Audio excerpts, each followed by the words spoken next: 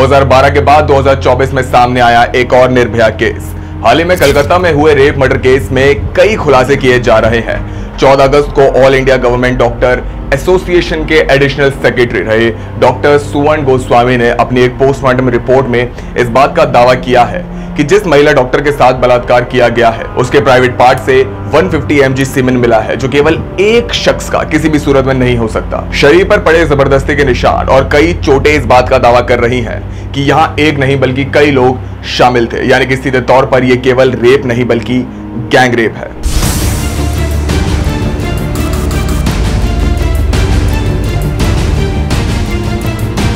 नमस्कार आप सभी को दोस्तों, मैं हूं आपके साथ मिहिर जैन और आज मेरे साथ है कैमरामैन उमर अंसारी। महज चंद ही दिनों में इस बात की पुष्टि हो चुकी है कि पुराना भारत अभी भी जिंदा है। 9 अगस्त को कलकत्ता के आरजी कर मेडिकल कॉलेज में हुई बेहद शर्मनाक घटना ने पूरे हिंदुस्तान का सिर शर्म से झुका दिया। जिस निर्भया केस को जान सारे देश की सांसें एक समय पर रुक सी गई थी, इस बार भी एक ऐसी ही वहशियत ने इस देश में अंजाम लिया है। जनता द्वारा कलकत्ता पुलिस और ममता बनर्जी सरकार पर लगातार सवाल उठाए जा रहे हैं, मगर पुलिस तो मुजरिमों को पकड़ने का काम करती है, तो फिर उन पर यह सवाल क्यों? दैनिक भास्कर की एक रिपोर्ट के मुताबिक कलकत्ता पुलिस की थ्योरी बताती है कि इस घटना को केवल डॉक्टर संजय रॉय ने ही अंजाम दिया है। पुलिस की पूरी जांच इसी थ्योरी के इर्द गिर्द घूमती रही, मगर 4 पेज की पोस्टमार्टम रिपोर्ट के मुताबिक पीड़िता के प्राइवेट पार्ट्स पर गहरा घाव पाया गया है। चीख दबाने के लिए उसकी नाक, मुंह और गले को लगातार दबाया गया। गला घोटने से थायराइड कार्टिलेज टूट गया। डॉक्टर के सिर को दीवार से सटा दिया गया था जिससे वो चिल्ला ना सके। पेट, होठ, उंगलियों और बाएं पैर पर चोटें पाई गई हैं। फिर उन पर इतनी जोर से हमला किया गया कि चश्मा टूट गया और शीशे के टुकड़े उनकी आंखों में घुस गए। मगर क्या ऐसी वहशत केवल एक इंसान के होते हुए हो सकती है? पूरे देश में उस महिला डॉक्टर के लिए इंसाफ का मृगुल बजाया जा रहा है, मगर देखने वाली बात तो यह है कि जो नौजवान इस प्रदर्शन में शामिल है उनमें ज्यादातर तो खुद ही डॉक्टर्स हैं। जब देश में चल रहे कैंडल मार्च और विरोध प्रदर्शन का घड़ा ममता बनर्जी यानी कि टीएमसी पर फूटने लगा, तो उन्होंने खुद को पाक साफ करने के लिए एक ऐसी चाल चली जिससे इस वारदात की तस्वीर राष्ट्रीय स्तर पर थोड़ी थोड़ी साफ होने शुरू हो गई।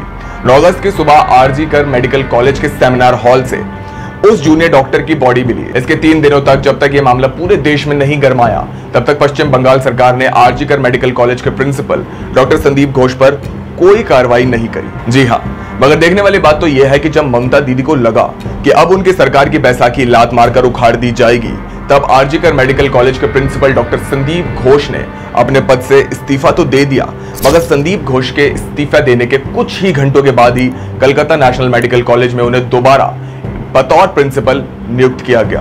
गौरतलब है कि जब ममता दीदी की सरकार से यह पूछा गया कि ऐसा क्यों, तो जवाब सामने आया कि डॉक्टर संदीप घोष एक काबिल, गौरतलब है एक काबिल और सक्षम अधिकारी है। जिस मेडिकल कॉलेज में एक महिला के साथ इतनी बर्बरता दिखाई गई, उसी मेडिकल कॉलेज के प्रिंसिपल को काबिल बताना टीएमसी के दुष्ट चरित्र की व्याख्या करता है। 15 अगस्त की शाम 100 लोगों की भीड़ ने शांत प्रदर्शन करते करते आरजी कर मेडिकल कॉलेज पर ही धावा बोल दिया। 100 नौजवानों की शक्ल इख्तियार किए हुए ये प्रदर्शनकारी कब अहिंसक प्लकार्ड छोड़ लाठियों को थाम बैठे, किसी को पता ही नहीं चला। ये तमाम प्रदर्शनकारी न केवल आरजी कर मेडिकल कॉलेज में जबरन घुसे, बल्कि वहां मौजूद कई चीजों को भी नष्ट भ्रष्ट कर दिया, तोड़फोड़ शुरू कर दी। कुछ छात्रों और पुलिस कर्मियों को इन झड़पों में चोटें भी आई, जिसके बाद पुलिस ने आंसू गैस के गोले भी दाग दिए। मगर घूम फिरकर सवाल अभी भी वही कि आखिर क्यों बंगाल की सरजमी पर एक बंगाली लड़की की ही रूह इंसाफ को तरस रही है, और कलकत्ता में अपने एयर कंडीशनर में बैठी ममता दीदी इस शर्मनाक घटनाक्रम पर भी राजनीति के पेच जबरदस्ती फंसा रही है। लेकिन दोस्तों, इस पर आपकी क्या राय है हमें कमेंट बॉक्स में जरूर बताएं। दोस्तों, वीडियो पसंद आई हो तो वीडियो को लाइक करें, शेयर करें, सब्सक्राइब करें और साथ ही बेल आइकन को भी जरूर दबाएं ताकि आपको हमारी तमाम वीडियोस की नोटिफिकेशन सबसे पहले मिल सके। कैमरामैन उमर अंसारी के साथ मिहिर जैन, कथा।